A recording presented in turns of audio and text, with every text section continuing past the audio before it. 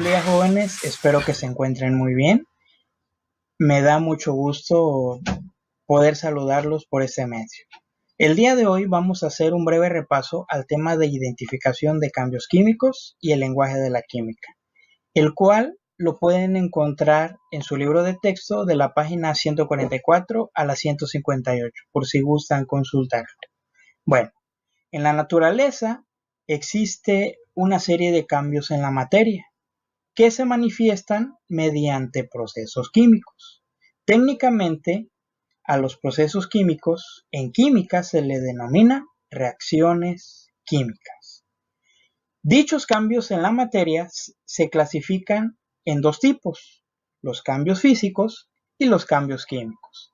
En los primeros, no se altera la naturaleza de la sustancia, es decir, únicamente existe un cambio en su estado de agregación o en su forma. Ejemplo de ello, pues podemos tener el clásico estiramiento de una liga. Ustedes la estiran y vuelve de nueva cuenta a su estado natural. O por ejemplo, pueden tener una baguette, así como se ilustra en la imagen, y ustedes pueden fraccionarla. Y aún así ustedes la fraccionen en n pedazos, se seguirá siendo baguette. No se cambia en este caso la naturaleza de la sustancia, nada más la forma. Ahora, por el lado de los cambios químicos, en los procesos que aquí resultan, hay una relación entre dos o más sustancias. Es decir, dichas sustancias se pueden lograr convertir en una nueva, debido a que aquí sí se realiza una transformación en la naturaleza interna de dichas sustancias que intervienen. ¿Por qué? Porque los enlaces químicos que tienen los átomos que los integran se rompen y hay un reacomodo de los átomos para dar lugar a la nueva sustancia. ¿Ok?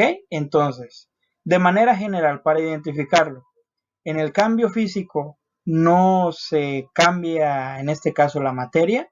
En el cambio químico se produce una nueva sustancia a partir de otra. Bueno, ahora,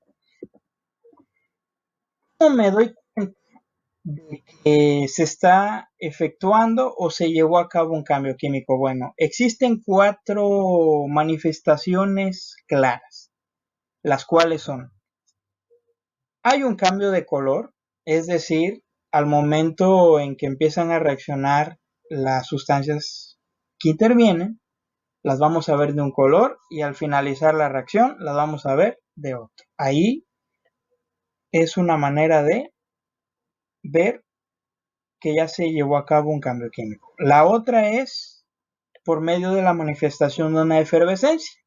¿Qué es ese efecto? Cuando ustedes, por ejemplo, agregan 2 pastillas de Alka-Seltzer al agua, ven ese efecto de efervescencia, ese burbujeo. A eso se le conoce como efervescencia. Otro ejemplo podría ser cuando mezclamos, en este caso, vinagre con bicarbonato de sodio. Eso es una reacción también.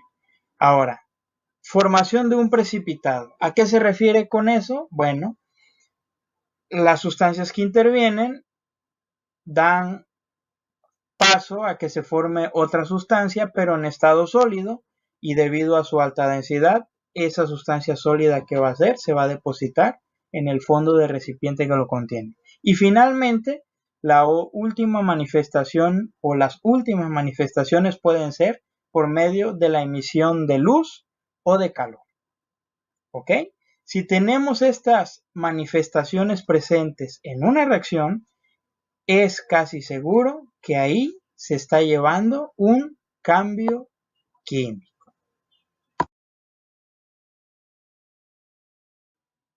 Así como en matemáticas, en química también se utilizan fórmulas.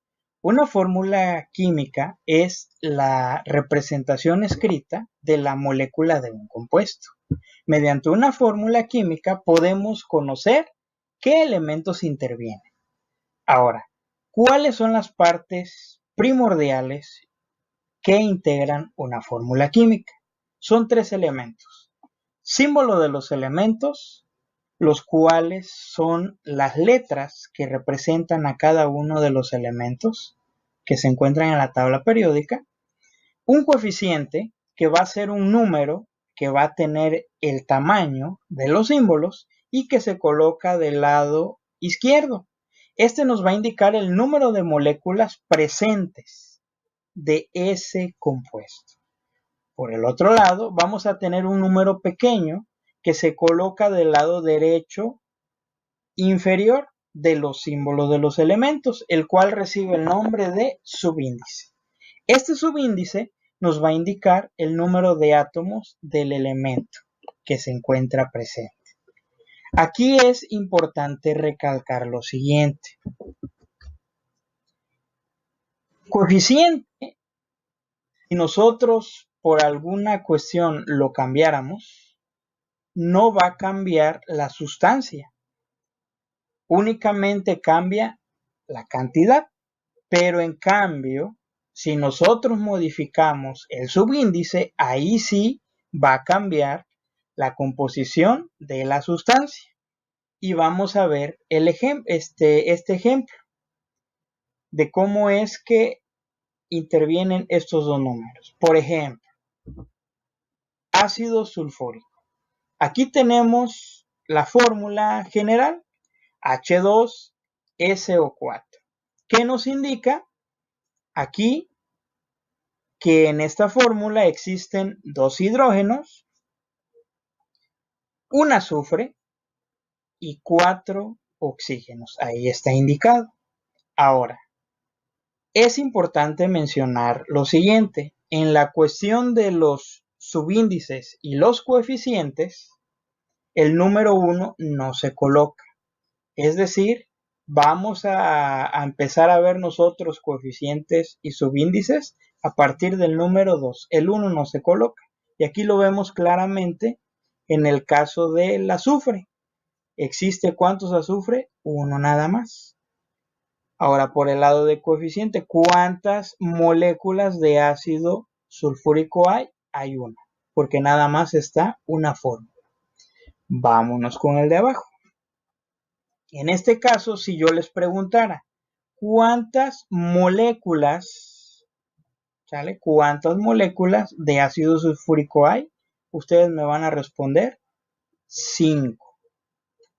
Ahora, si yo les pidiera, calculen cuántos átomos de cada elemento hay en esas 5 moléculas de ácido sulfúrico, pues tendrían que tomar en cuenta lo siguiente. Este 5 va a afectar a todos los subíndices que se encuentran aquí. Adelante. Entonces, si yo te pregunto, aquí en este ejemplo, ¿cuántos hidrógenos hay ahí? Pues tú me vas a decir, ¿cuántos? 10. ¿Por qué? Porque 5 por 2 nos da 10. Si yo te pregunto, ¿cuántos azufres hay aquí? Tú me vas a decir 5. ¿Por qué? Porque 5 por 1 me da 5. Y ahora, finalmente, si yo te pregunto cuántos oxígenos tiene el ácido sulfúrico, aquí tú me vas a decir que 20, porque 5 por 4 son 20. Bueno, ahora veamos con la otra sustancia, sulfato de aluminio. En este caso, la fórmula de una molécula de sulfato de aluminio es todo esto, ¿sale?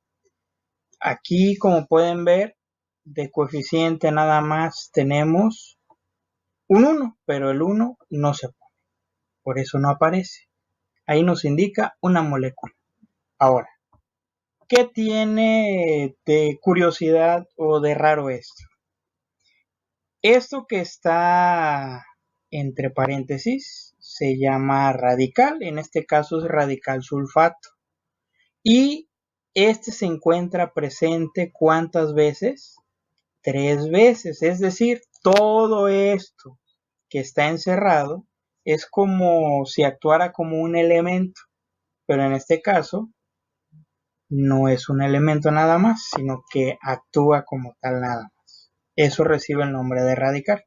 Ahora vamos a hacer el conteo de átomos, en este caso, en esta molécula.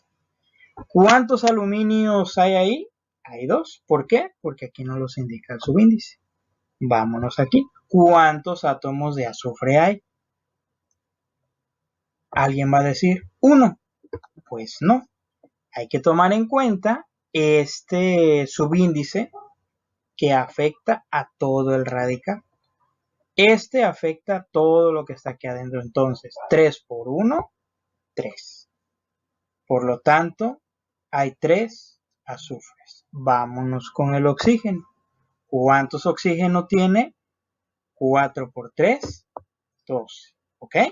Bueno, vámonos con el de abajo. En este caso, ya son 5 moléculas de sulfato de aluminio. ¿Sale? ¿Por qué? Porque aquí no los está indicando este coeficiente. Ahora, si yo realizara el conteo de átomos de cada uno de los elementos, quedaría de la siguiente manera.